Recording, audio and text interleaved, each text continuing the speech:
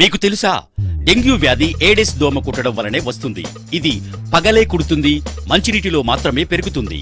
మనకు అవగాహన లేక మన ఇండ్లలో మనమే వీటిని పాత టైర్లు, పూల కుండీలు, కూలర్ల కింద వాటర్లు, ఫ్లవర్ వాజులు, నీటి డ్రమ్ములు, రోళ్లు, వాటర్ పైపులు, పగిలిపోయిన కుండలు, వాడని నీటి సంపులు, పూల తొట్లల్లో పెంచుతున్నాం. డెంగ్యూ వ్యాధి లక్షణాలు: ఈ దోమ కుట్టిన వారం లోపు తీవ్రమైన జ్వరం, తలనొప్పి, కళ్లలోపల పోట్లు, కీళ్లు కండరాల నొప్పులు, వాంతులు, కళ్ళు తిరగడం, ఆయాసం, విరోచనాలు, కడుపు నొప్పి, శరీరం మీద ఎర్రటి దద్దుర్లు లాంటి లక్షణాలు కనిపిస్తాయి. అరుదుగా చిగుళ్ళు, ముక్కు నుంచి రక్తం కారడాన్ని కూడా గమనించవచ్చు.